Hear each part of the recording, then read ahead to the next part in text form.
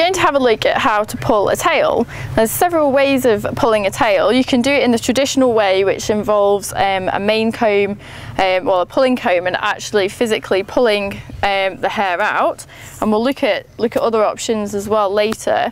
So the reason that we pull a tail is to really give the quarters a little bit of shape here. Okay, so what we don't want to do, a lot of people used to pull them right down to the bottom of the dock, but we kind of don't want to do that. We could afford to go a little bit lower than we have with her for a shape. So if you're starting out with a horse that's never had the tail pulled, obviously be very careful, because you know you are pulling the hair out and it might actually hurt, and they do kick. And all we're doing is getting a few strands of hair, wrapping them around our finger, and we're just literally pulling a few bits out. And so we're aiming to go from the side of the dock and not so much on the top. The reason that she's got that there is because she's had a rub of her tail. And again, we would just work our way quietly through.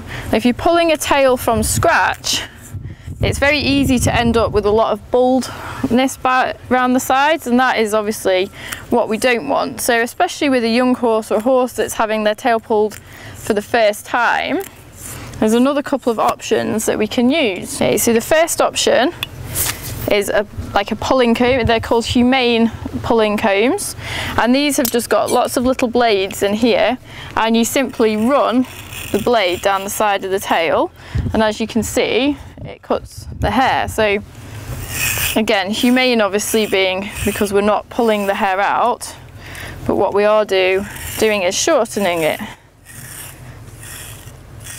And as you can see, she really doesn't object to that at all. You just literally comb down. Again, concentrating really on the sides there.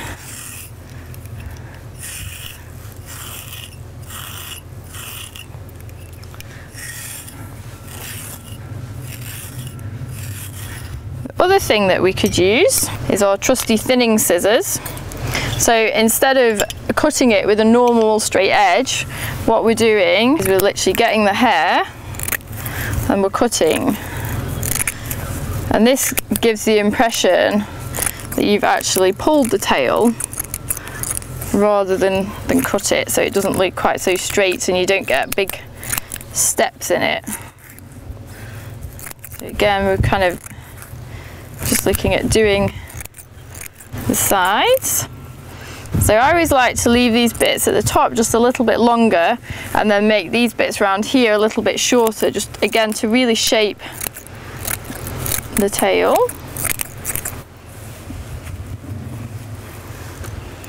And even if you think you know your horse, please be careful when you're doing this.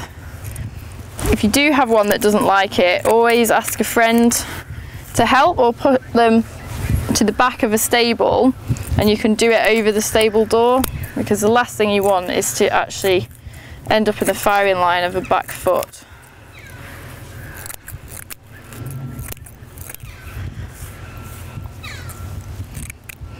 So the reason that I'm moving the dock around is so that we can see the shape and I can get to this underside, because I don't obviously want to cut her while I'm doing it.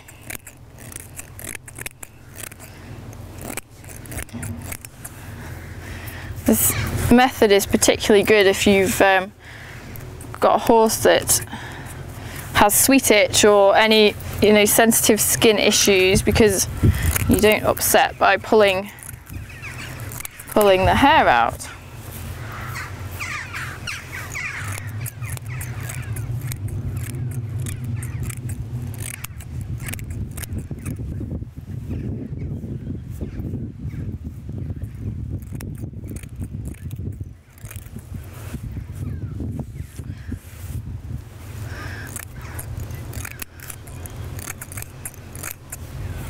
So you need to make sure that it's nice and level at the bottom.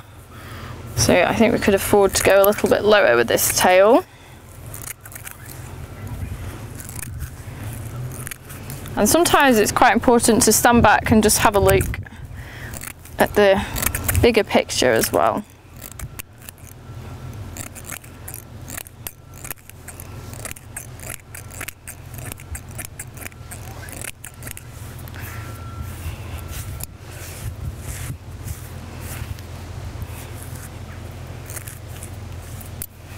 You can see that the dock is starting to look a lot thinner, which makes the quarters look rounder.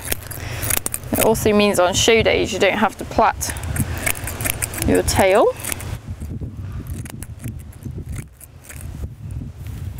And then what I would do is get a sponge and just dampen it all down, just to make sure that you have no bits that are sticking out. Make sure that you're happy with how that looks, and then you can always pop a tail bandage on that as well.